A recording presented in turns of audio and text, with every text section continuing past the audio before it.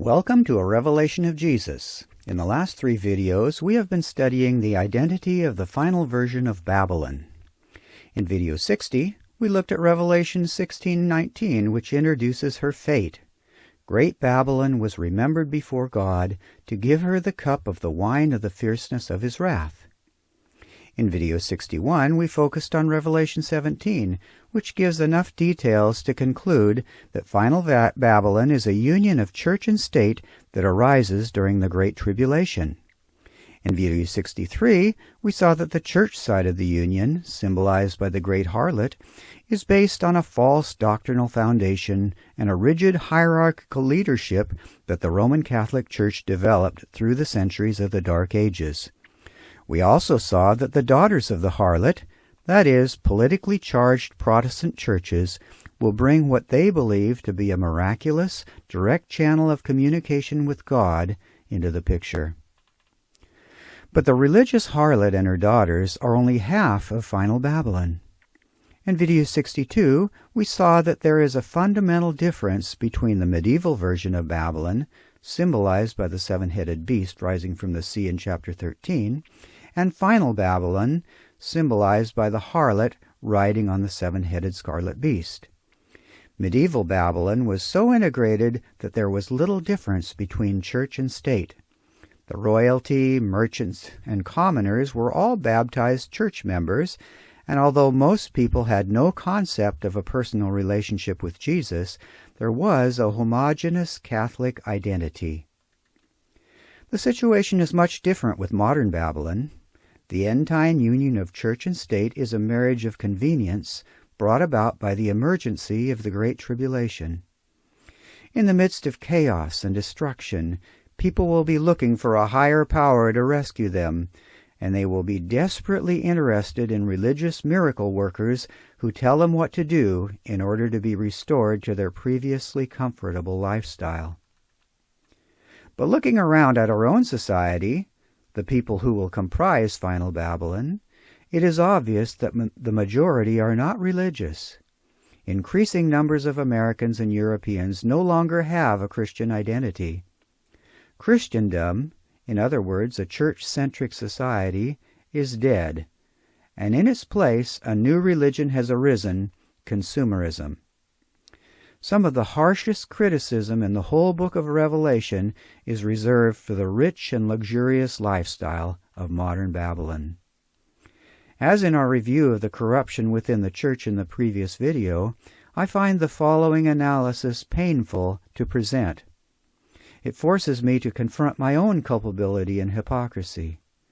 But present it I must, because it is integral to Revelation chapter 18. The challenge to Christianity in the modern Western world does not come from other religions such as Buddhism, Islam, or even New Age.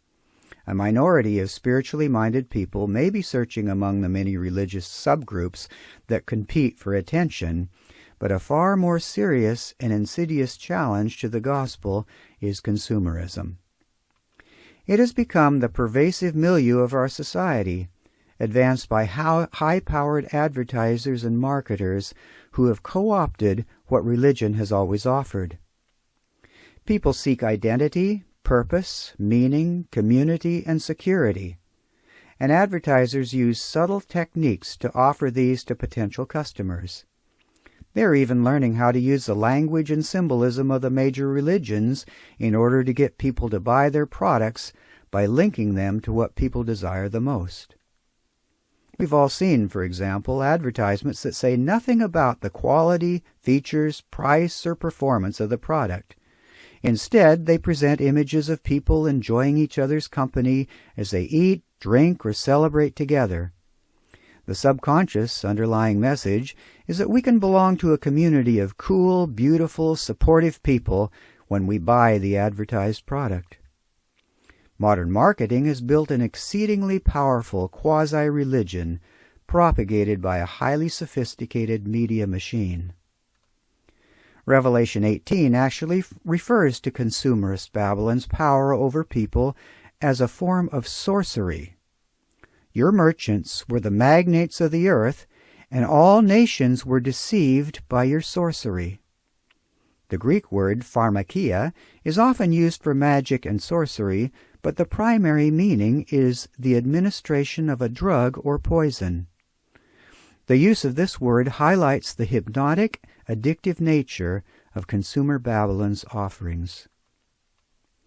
With the ubiquity of sophisticated cell phones, the evangelistic thrust of consumerism invades our every waking moment. The needs that used to be met by church can now be satisfied by the little God in our pocket.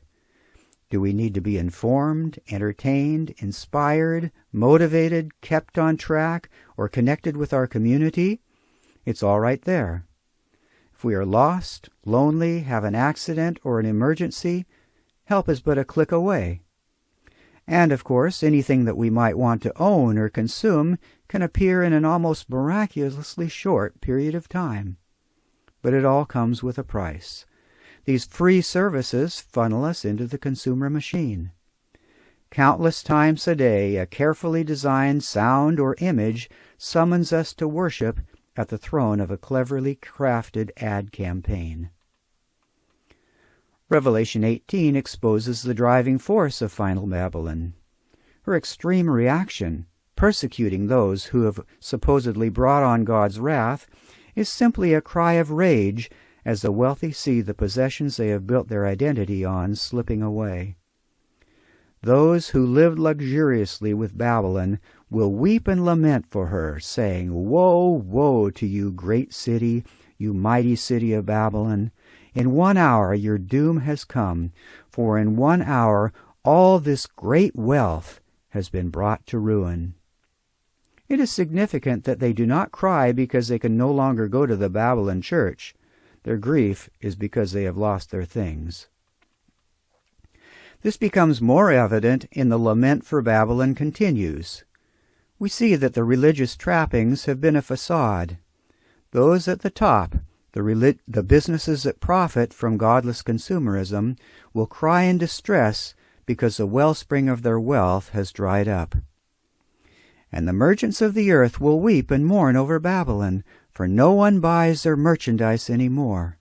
The merchants who became rich by her will stand at a distance for fear of her torment, weeping and wailing and saying, "Woe, woe, that great city, for in 1 hour such riches came to nothing." The rich and powerful have always used religion to keep their luxurious lifestyles going.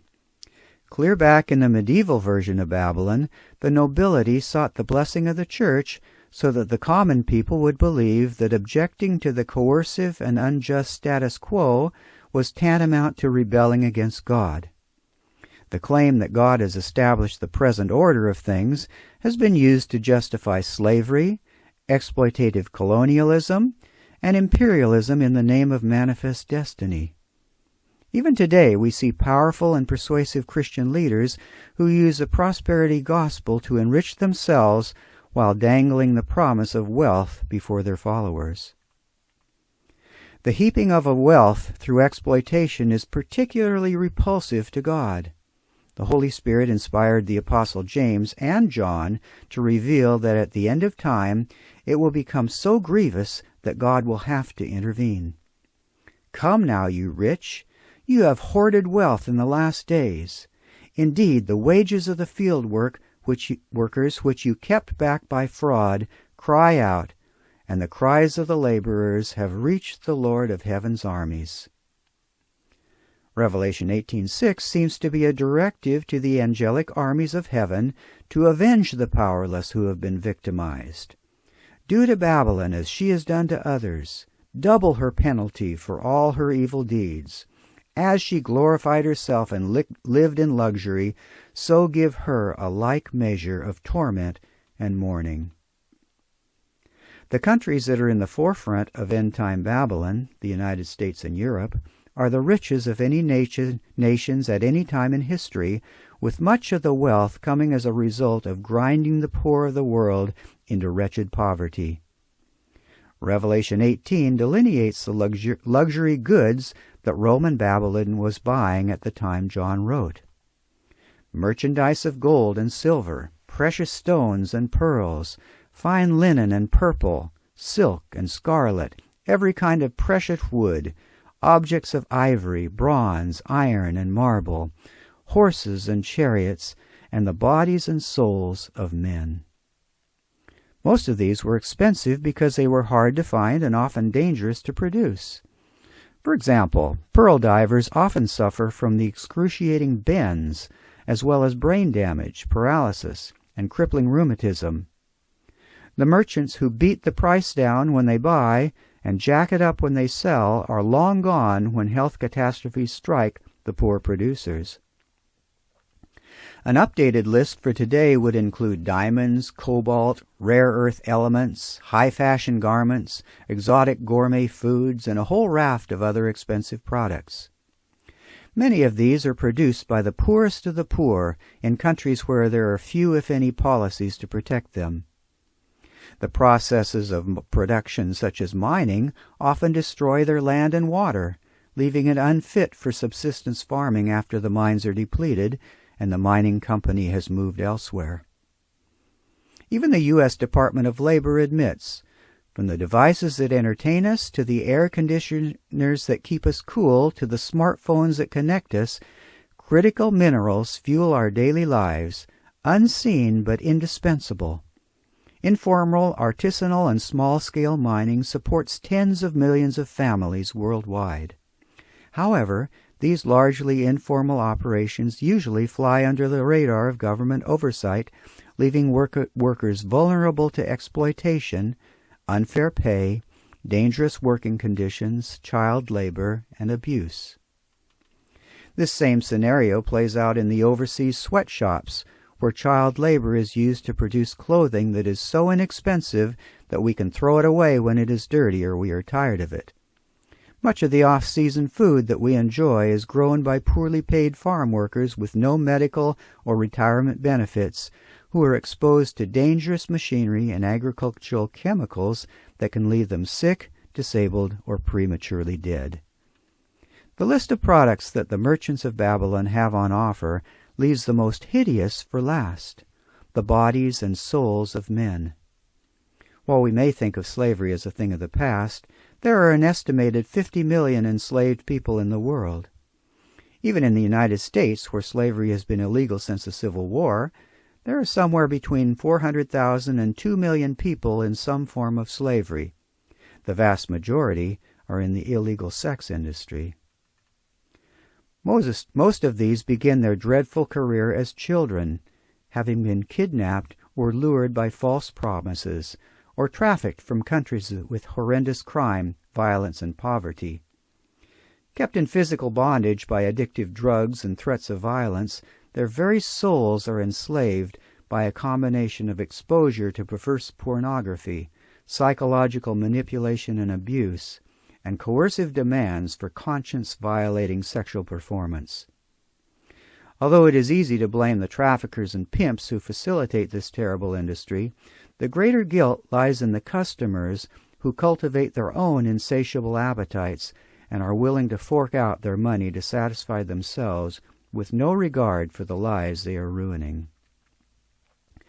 God has abundantly blessed the people of the traditionally Christian nations. The purpose of His blessing is so that His people can be a blessing to the rest of the world. But the wealthy from the Babylon nations have lived in luxury and hidden their eyes from the poor, pretending that leaving them to fend for themselves actually helps them learn personal responsibility.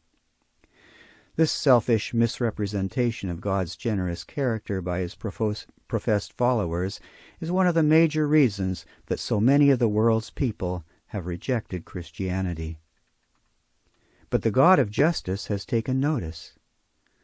The Lord will bring justice to the poor of the people. He will save the children of the needy and will break in pieces the oppressor.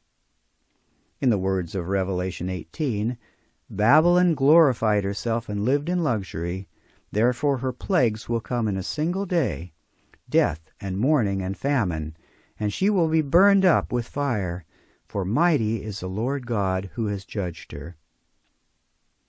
Babylon's destruction is dramatic and final. Then a mighty angel took up a stone like a great millstone and threw it into the sea, saying, "With such violence the great city Babylon will be thrown down, and will be found no more." At first glance, it seems like God is finally rewarding Babylon's violence with violence of his own. But Jesus came to reveal a God of mercy, grace, love, and self-sacrifice. Even in the destruction of Babylon, we should be able to find these characteristics. Perhaps the key is in the metaphor of a great millstone thrown into the sea. Jesus himself used this metaphor. "Whoever causes one of these little ones who believe in me to sin, it would be better for him if a millstone were hung around his neck and he were drowned in the depths of the sea." Jesus seems to be saying that as bad as it would be to suffer a sudden and traumatic death, such as drowning in the sea, it would be better than experiencing the guilt of becoming a child abuser. Jesus said 7 times that for people who have rejected him, the judgment will be a time when there will be weeping and gnashing of teeth.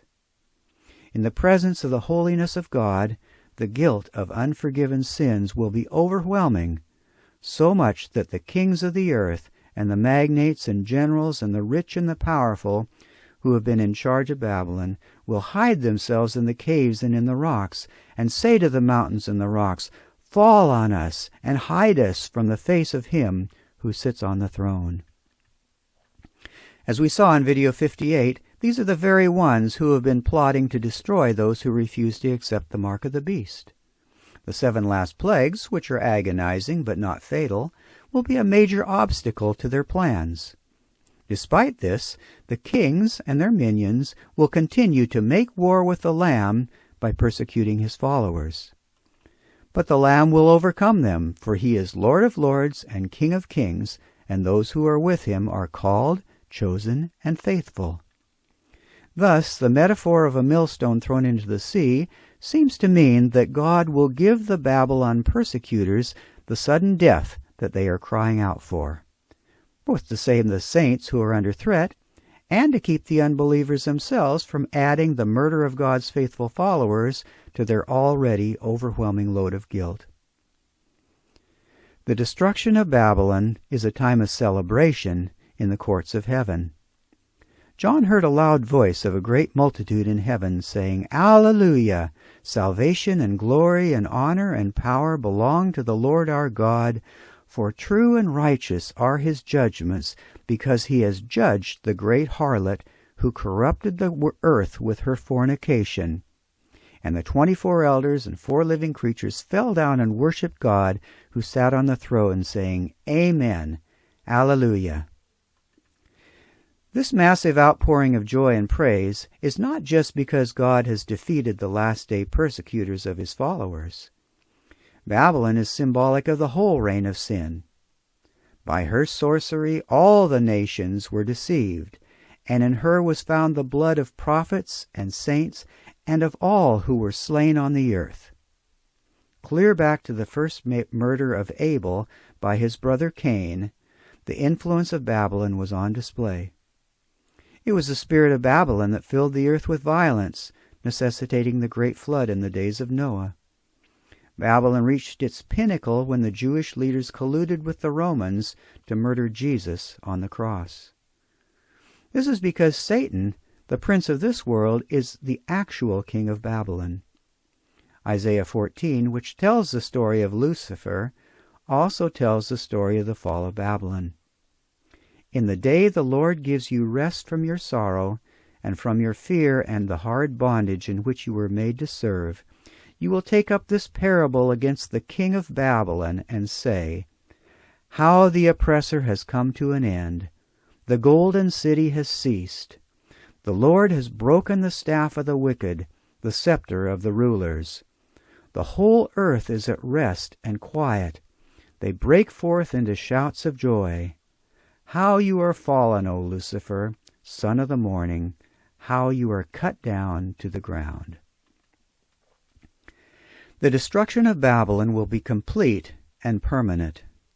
A mighty angel shouted, "The great city Babylon will never be found again. The sound of musicians shall never be heard in you again. No craftsman of any craft shall be found in you any more, and the sound of a millstone shall not be heard in you again. The light of a lamp shall not shine in you any more, and the voice of bridegroom and bride shall never be heard in you again. Sometimes, when a repressive, tyrannical regime is defeated, the people are afraid to celebrate, fearing that somehow their oppressor will regain power and return to torment them again. But God declares definitively that there will never again be another Babylon. I will make a complete end of it. Affliction will not rise up again. If you have been blessed by this video, please like it, ring the bell for notifications, leave a comment, and share it with someone who could also be blessed.